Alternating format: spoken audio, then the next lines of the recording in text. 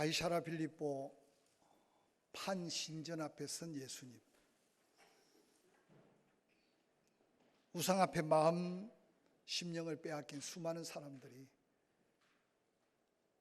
판신전, 제우스 신전, 메밈네르 신전 앞에서 우상 숭배의 마음을 빼앗겨서 예수님이 그곳에 오신 것을 알아차리지도 못한 그 상황을 마태복음 16장은 기록하고 있습니다. 제자들에게 묻습니다. 저들이 나를 누구라고 할까? 침례 요한, 엘리야, 선지자 중에 한 사람으로 여기지 않겠습니까? 이미 그렇게 생각하는 사람들이 이 땅에 많습니다. 예수님은 제자들에게 듣고 싶은 대답이 있었습니다. 그러나 너희는 나를 누구라고 믿고 따르느냐? 그때 베드로가 예수님 앞에 소리쳐 외쳤습니다. 주는 그리스도이십니다. 구약에 예언된 메시아, 약속된 구원자 그리스도이십니다. 그리스도이시되 하나님의 아들이십니다. 예수님이 베드로의 그 고백을 듣자마자 너의 육신의 생각, 인간적인 신앙 고백이 아니라 하나님이 이 땅에 믿고 구원받아야 될 모든 사람들이 이 믿음의 고백으로 구원을 받고 하나님이 이 땅에 복음을 위해 세워질 교회를 세워가기를 원하신다라고 극찬하셨습니다. 그러면서 요나의 아들 시몬 바 요나야, 시몬아, 너에게 천국 열쇠를 맡겨주마. 땅에서 잠궈봐라. 하늘에서도 잠궈지고 땅에서 열어봐라. 하늘에서도 열어질 것이다. 뿐만 아니라 이 세상 그 어떤 무리들이 일어나 교회를 핍박할지라도 엄부의 권세까지 미치지 못하게 할 것이다 라고 약속하셨습니다.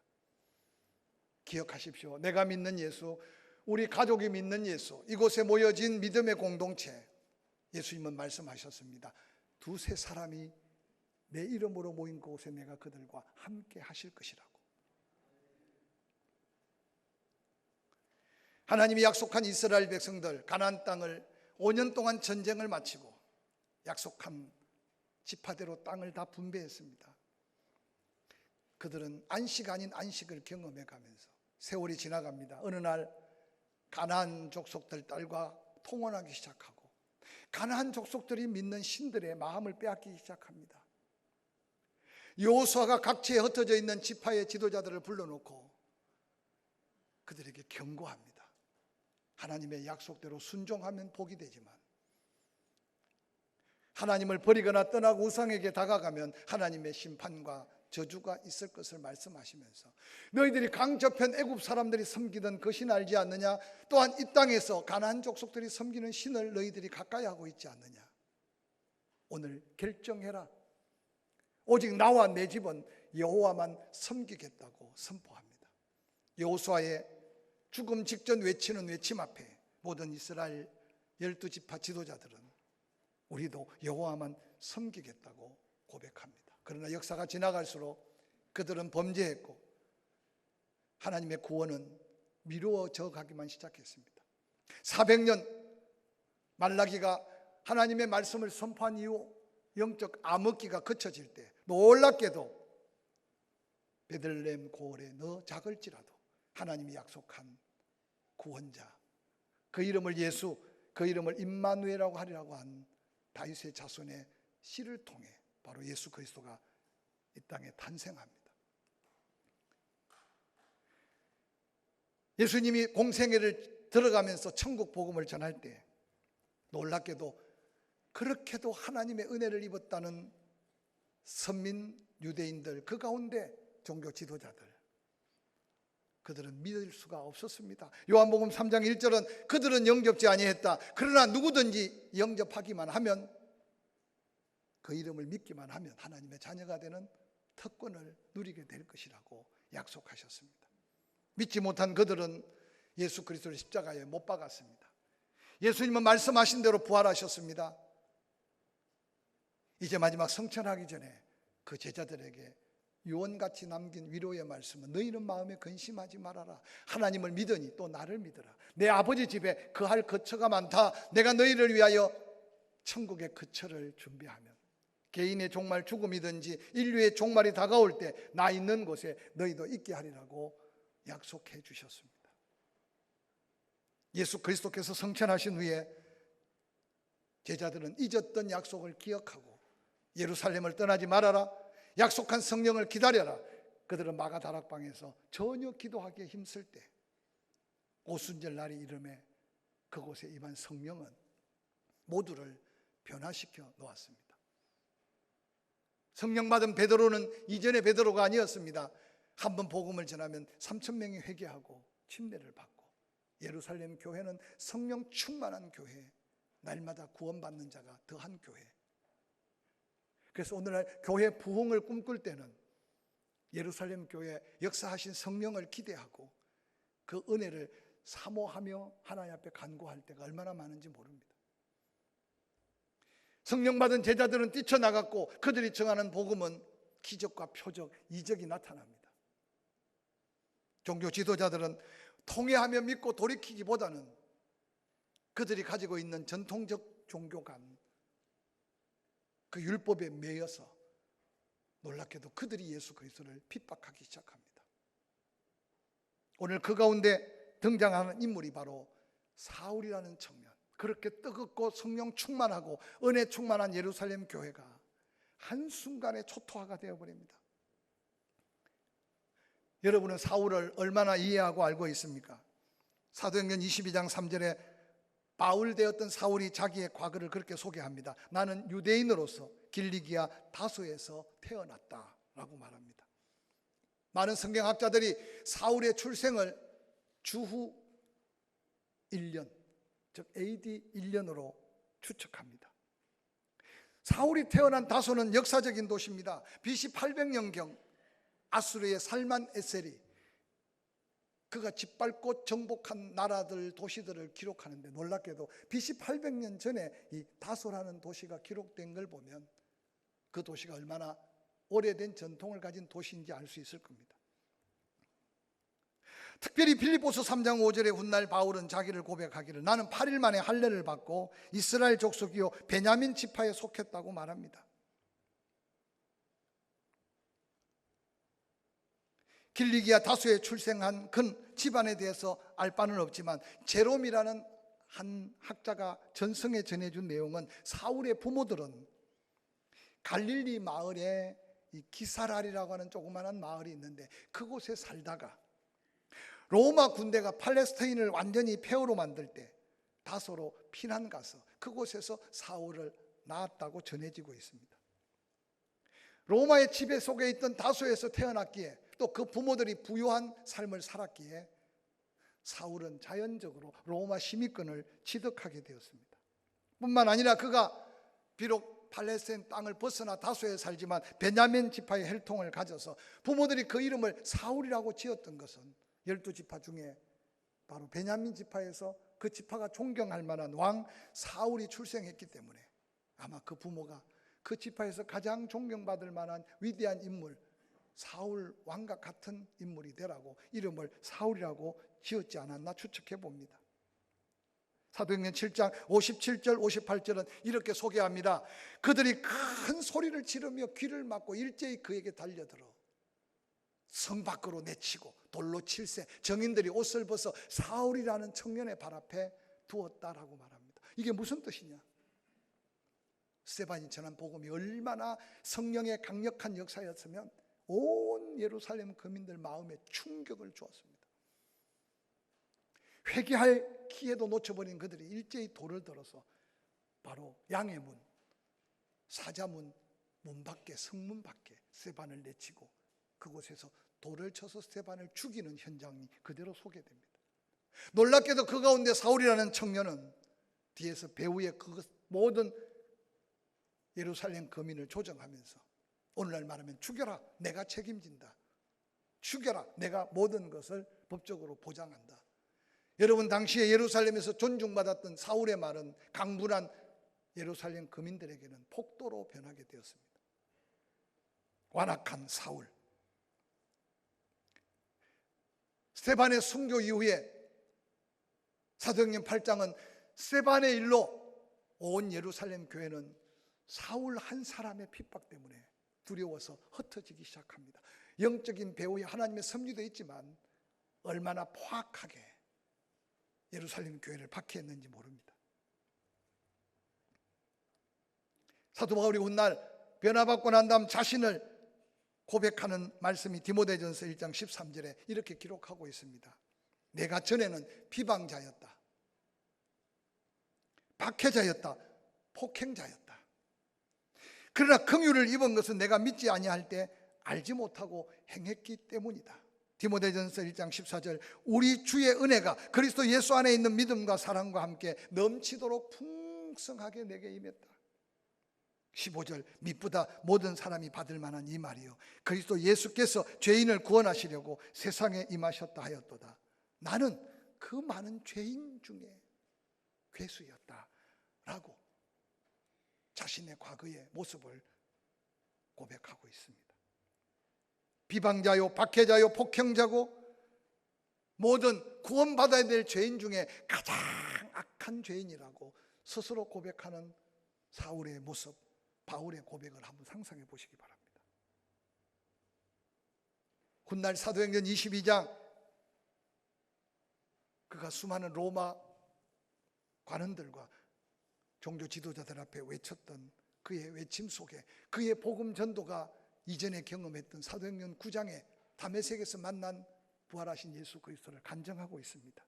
사도행전 22장 7절에 그렇게 말합니다. 내가 땅에 엎드러져 들으니 소리 있어 이르되 사울아 사울아 내가 왜 나를 박해하느냐 하시거늘 내가 대답하되 주님 누구시니까 하니 이르되 나는 내가 박해하는 나사렛 예수라 하시더라.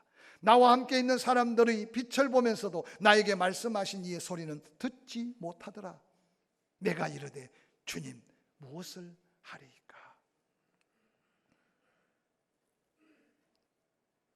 사도 바울은 다메섹 도상에서 부활하신 예수를 만난 후에 놀랍게도 위대한 변화의 인생을 살게 되는 놀라운 사건들을 사도행전에는 세밀하게 기록하고 있고 사도 바울이 입으로 고백할 때마다 예수 만난 그 변화를 고백하고 있는 고백은 복음의 능력이 되었고 수많은 영혼들을 깨우는 놀라운 말씀이 되었습니다. 사도행전 13장 9절은 이렇게 시작합니다. 바울이라고 하는 사울이 성령이 충만하여 그를 주목하고 라고 기록합니다. 어떻게 사울이 바울 됐는지 모르겠지만 바울이라는 이름이 처음 등장하는 게 바로 사도행전 13장의 이 본문입니다. 자기 스스로 나 부활하신 예수를 만나고 그 부활하신 예수를 만난 후에 나에게 가장 먼저 변화를 이룬 것은 내가 이제 사울로 사는 게 아니라 바울로 살도록 하나님이 내 인생의 이름을 바꿔주셨다라고 외치고 있는 간증이요 고백입니다. 기억하십시오. 예수 믿고 구원받아 위대한 변화의 시작은 부모가 지어준 이름, 때로는 내 육체로 입고 나온 이름, 그 이름대로 사는 인생이 아니라 인생의 목적이 바뀌어짐으로 이름이 바뀌는 인생을 사는 것이 바울이 고백하고 있는 부활하신 예수 만난 자의 놀라운 고백임을 기억하시기를 주의 이름으로 간절히 축원합니다.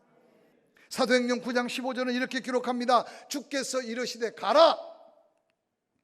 이 사람은 내 이름으로 이방인과 임금들과 이스라엘 자손들에게 전하기 위하여 택한 나의 그릇이다. 다메섹 중앙통에 사는 제자 아나니아가 두려워합니다. 사울이 어떤 사람이든 나를 사울에게 보냅니까? 그가 지금 다메섹에 오는 목적은 예루살렘에서 사명이 있는 자들이 모여 복음 전하는 그들을 다 체포해서 감옥에 갇히고 죽이려고 오는데 나를 그 사람에게 가라고 하십니까? 그때 하나님이 아나니아에게 하셨던 말씀입니다. 가라. 네가 알고 있는 사울이 아니라 그가 바로 바울 될 사람이다.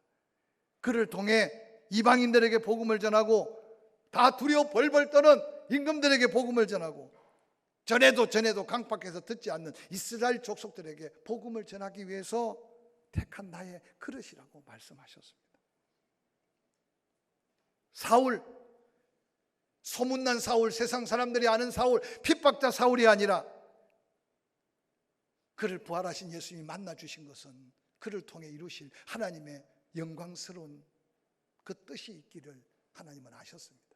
두려워하지 말고 아나니아에 가라. 이 사람은 내 이름을 이방인들, 임금들, 이스라엘 자손에게 전하기 위한 나의 택한 그릇이다. 부활하신 예수를 제대로 만나면 운명이 바뀝니다. 인생이 바뀝니다. 할렐루야. 그래서 진정한 믿음의 사람은 나의 욕망, 나의 목적이 아니라 하나님의 뜻이 나의 꿈이 되고 하나님의 계획이 나의 삶의 목표가 되는 것이 최고의 축복인 줄 믿으시기를 주의 이름으로 간절히 축원합니다. 사도 바울이 그만큼 자랑거리가 많아서 그랬겠습니까? 부활하신 예수 만나고 난 다음 사도 바울은 이런 고백을 남겼습니다. 고린도전서 15장 8절, 맨 나중에 만삭되지 못하여 난 자 같은 나에게 보여주셨다.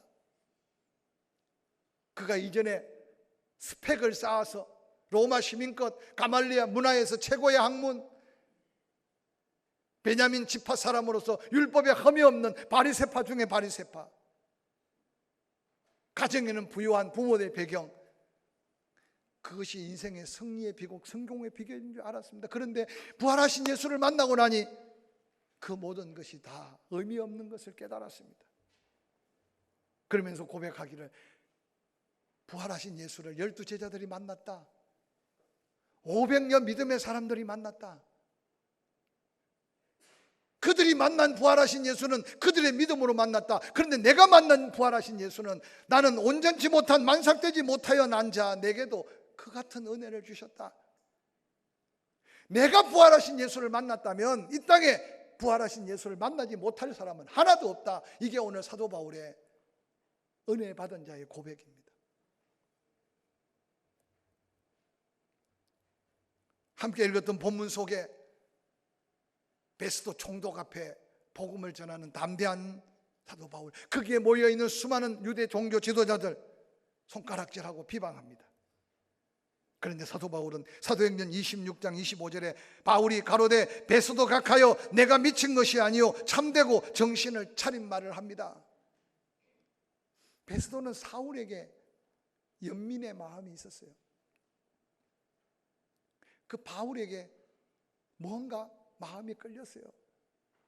그런데 그가 하는 말은 당시 종교 지도자들과 예루살렘 유대 사는 사람들에게 도저히 이해가 되지 않습니다.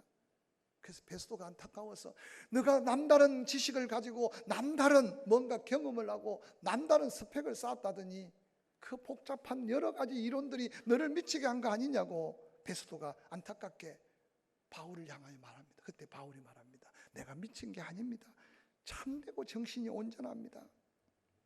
세상 사람들은 바울을 미친 자로 생각했습니다. 그런데 사도 바울은 말합니다. 내가 미쳤다고 보이는 것, 나만 그런 게 아니었습니다. 사도행전 2장 12절에 다 놀라 당황합니다. 서로 이르되 이 어찌된 일인가 하고 놀랍니다. 어떤 이들은 조롱합니다. 이르되 저들이 우리가 먹고 취한 게 아니고 뭔가 새로운 술을 먹고 취하였다. 베드로가 11사도와 함께 서서 소리 높여 말합니다. 유대인들과 예루살렘에 사는 어리석은 사람들아, 이 일을 너희로 알게 할 것이다. 내 말에 귀를 기울이라. 지금 시간이 몇 시냐? 제3시다.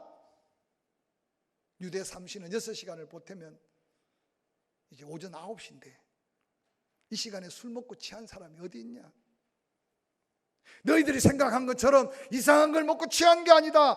너희들이 한 게 잊어버리고 있는 게 있다. 이전에 여호와께서 요엘 선지자로 말씀하신 것을 다시 기억해봐라.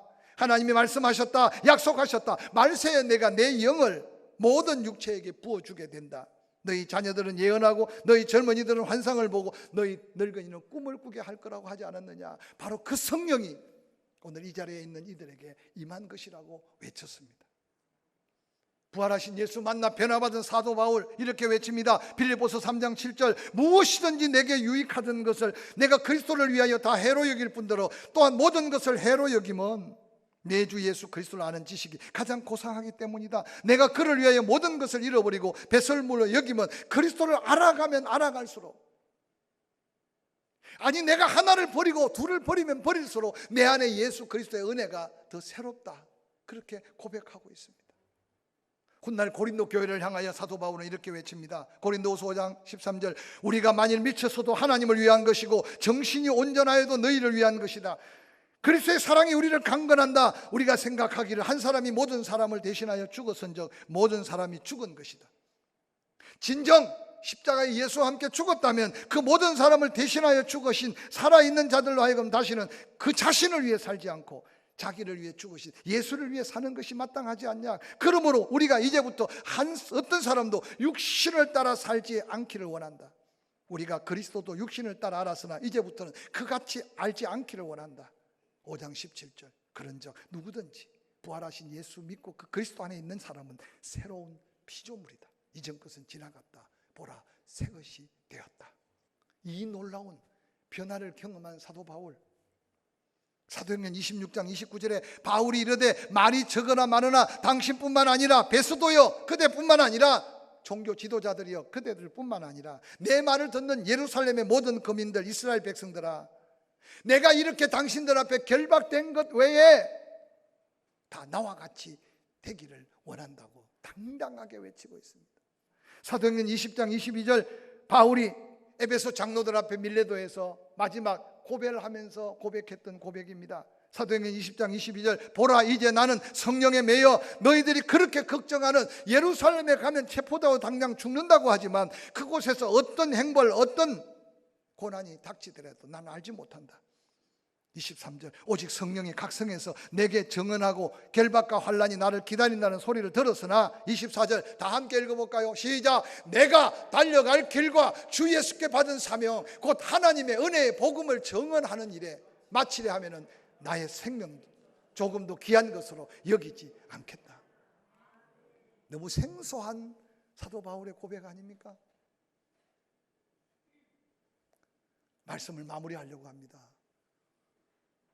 지금까지 지내온 게 하나님의 은혜라면 그보다 더한 은혜가 뭘 그렇게 필요합니까? 지금보다 더 좋은 건강 어디다 쓰시렵니까? 지금보다 더 넉넉한 경제적인 풍요로움 어떤 일에 사용하려고 그렇게 기대합니까? 아니, 받은 은혜 감사치 못하니까 옆집이 이사만 가도 그냥 괜히 마음이 두근거리고 새로 생긴 모델하우스 구경도 안 가지만 가면 그냥 괜히 집 타령하고 봄이 되니까 또 돌아가서 옷 타령 하실랍니까? 다른 사람이 내보다 더 좋은 차 탄다고 차 타령 하실랍니까? 다른 사람 나보다 더 많이 배웠다고 낙심하고 실망하시렵니까? 오늘 사도 바울은 자기의 욕망대로 살다가 부활하신 예수를 만나자마자 그가 고백했던 고백, 주님 무엇 하기를 원하십니까? 주님, 지금까지 은혜로 살았는데 내 남은 생에 어떻게 사는 게 가장 하나님 앞에 영광이 될까요? 우리 한번 이 고백으로 하나님의 음성 듣기를 주의 이름으로 간절히 소원합니다. 주님, 내 기도하는 모습이 이만하면 됐습니까? 주님, 내 사랑하는 모습이 이만하면 됐습니까? 주님, 내 예배하는 모습이 이만하면 됐습니까? 주님, 내 어려운 사람 섬기는 게 이만하면 됐습니까? 주님, 내 목사답습니까? 주님, 내 장로다워요. 주님, 내 권사답습니까? 자신 앞에 한 번 더 하나님 앞에 주님, 내가 무엇 하기를 원합니까? 이 사명이 회복되지 않으면 기쁨이 회복되기 어려워요. 이 사명을 붙들지 않으면 기도에 줄이 잡히지 않을 거예요. 이 사명이 다시 확신되지 않으면 돈이 아까워서 시간이 바빠서 내가 할 수 있는 일은 아무것도 없을 거예요. 죄송하지만 은퇴한 장로님들 회개하시기를 주의 이름으로 간절히 축원합니다. 은퇴한 권사님들 잘하시는 분은 많지만 잘하고 있지만 회개하시기를 주의 이름으로 축원합니다. 은퇴는 하나님 앞에 봉사를 놓치는 게 은퇴가 아니에요. 나이 먹었다고 여러분 앞으로 20년 30년 뭐 하랍니까? 조용히 한번 되물어 보세요. 주님, 무엇 하기를 원합니까? 세월 너무 낭비하기 전에 이 고백으로 함께 하나님 앞에 설 수 있기를 주의 이름으로 간절히 축원합니다.